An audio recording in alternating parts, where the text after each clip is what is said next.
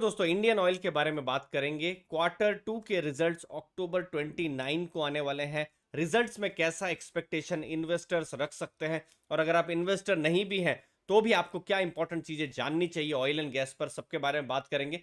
सबसे पहले जब हम इंडियन ऑयल की बात कर रहे हैं तो भारत में रिफाइनिंग कैपेसिटी 28% की है, एक बड़ा नंबर है।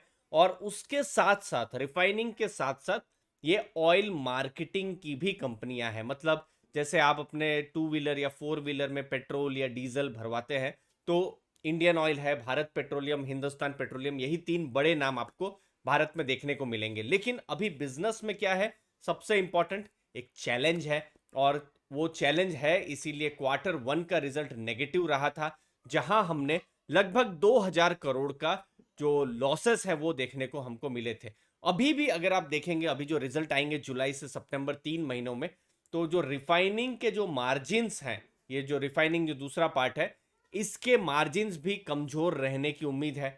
और जो मार्केटिंग वाला जो पार्ट है, जो पेट्रोल या डीजल जो वो बेच रहे हैं, वहां ऑलरेडी लॉस कर रहे थे और वो लॉस अभी भी क्वार्टर टू में भी जारी रहने की संभावना है। तो जो अर्निंग्स हैं वहां पर बहुत जो डिप है वो एक्सपेक्ट किया जा सकता है। इनफैक्ट लॉसेस भी हो सकते हैं जब क्वार्टर टू के रिजल्ट्स आएंगे। तो बहुत एक्सपेक्टेशन नहीं रखनी है इन्वेस्टर्स को। तो अगर आप ये ग्राफ देख पा रहे हैं तो देखिए, बहुत सिंपल में, जब क्रूड के प्राइसेस थोड़े कम हो और रिफाइनिंग के भी अगर मार्जिन थोड़ा ज़्यादा हो तो इंडियन ऑयल, भारत पेट्रोलियम, इन सब कंपनियों के लिए बेस्ट है।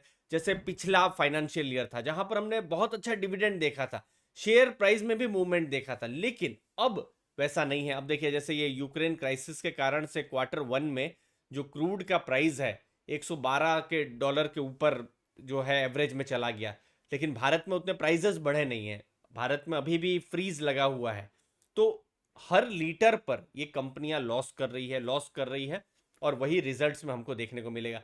यस, क्वार्टर टू में अगर कुछ थोड़ा सा अच्छा हुआ है वो ये है कि जो क्रूड के प्राइजेस है थोड़े से कम हुए हैं क्वार्टर वन से की तुलना में। क्वार्टर टू में थोड़े कम हुए, $100 के आसपास है, और ये जितना कम होता रहे इंडियन ऑयल के लिए उतना ही अच्छा है। तो Q2 में क्रूड के प्राइसेस कम हुए, लेकिन फिर भी लॉसेस तो होंगे ही। जैसे क्वार्टर वन में हर लीटर पे 14.40 रुपीज का लॉस कर रही थी ये सब कंपनियां। ये एज एन इन्वेस्टर भी हमको समझना है और एज ए ग्राहक भी हमको समझना है कि जो हम भी अभी जो पेट्रोल डीजल भरवा रहे हैं उसके लिए कंपनियां लॉस कर रही है, हर लीटर पर लॉस कर रही है। लेकिन देखिए, ये जरूरी भी, अगर मैं नहीं कहता जरूरी है या नहीं है, लेकिन अगर ये और बढ़ जाता है तो फ्यूल के प्राइसेस बढ़ जाएंगे।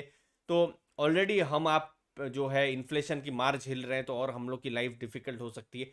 तो अगेन, इसमें कुछ सही गलत नहीं है, बट एक इवेंट हो रही है जिसके बारे में मैं आपको बता रहा हूं। तो देखिए, यहां पर इंपॉर्टेंट अब क्या है कि क्रूड के या जो पेट्रोल, सॉरी, जो क्रूड है उसके प्राइसेस घटते रहे, जो विश्व के जो बाजार है, तो हर $5 पर बैरल जो प्राइस घटते हैं तो जो रिटेल का जो लॉस है वो ₹2.5 के हिसाब से कम होता है। ठीक है, तो अभी हम ₹10 अगर हम देख रहे हैं, तो क्रूड का प्राइस अगर और $20 के आसपास अगर कम होता है तो बेस्ट सिचुएशन जो है Indian oil, Bharat petroleum, HPCL के लिए हो सकती है। तो ये इन्वेस्टर्स को ध्यान में रखना है जब अक्टूबर 29 को रिजल्ट्स आएंगे। अब थोड़े से क्रूड के प्राइस कम भी हो रहे थे, लेकिन फिर से ओपेक ने कह दिया कि हम अपना जो प्रोडक्शन है 2 मिलियन जो बैरल है पर डे और कट कर देंगे। मतलब 30 मिलियन से 28 मिलियन कर देंगे। तो ये एक बहुत बड़ा, एक मैं कहूँगा नेगेटिव इवेंट हो गई। फिर से क्रूड के प्राइसेस बढ़ गए। बीच में मैं देख रहा था 80 के आसपास पहुंच गए थे, लेकिन अभी मैं फिर देख रहा हूँ थोड़ा ऊपर पहुंच गए। इसीलिए देखिए, इंडियन ऑयल, भारत पेट्रोलियम, ये सब स्टॉक्स भी रिस्की हो जाता है, क्योंकि हमारे आपके हाथ में बहुत कुछ नहीं रहता। ये सब जो चीज़ें हैं ग्लोबल लेवल पर कौन क्या डिसीजन ले ले उसके ऊपर बहुत सारी चीज़ें मैटर कर जाती है। तो इसलिए अगर पोर्टफोलियो में हो और पोर्टफोलियो पोजीशनिंग कम हो तो ज़्यादा सही रहता है। तो क्या होगा, वोलाटिलिटी आपको वो पोर्टफोलियो में नहीं रहेगी, वो आप बिल्कुल ध्यान में रखिए। नहीं तो क्या होता है, नहीं तो बहुत लोग कह देते हैं कि इसको ले लो, 10 साल के लिए भूल जाओ, 10-10% डिविडेंड मिलता रहेगा। नहीं, ऐसा नहीं होता है। खासकर ऑयल कंपनियों में ये डिमांड और ये सप्लाई है, ये बहुत मुश्किल हो जाता है समझना। तो ये इन्वेस्टर्स को ध्यान में रखना है। बाकी अभी ये क्रूड के प्राइसेस बढ़े हैं, तो कम होने के लिए भी देखिए, लॉकडाउन, रिसेशन, ये सब चीज़ें इससे कम भी हो रहे थे। तो अगेन मिक्स सिग्नल्स जा रहे हैं।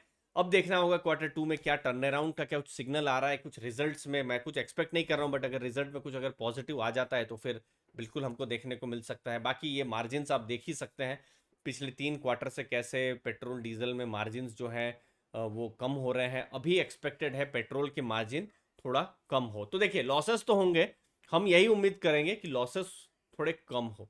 तो देखते हैं कैसा रिजल्ट आता है, रिजल्ट आएगा उसके एनालिसिस करेंगे, आपके सामने हम लेकर आएंगे। धन्यवाद आपके समय के लिए, थैंक यू दोस्तों।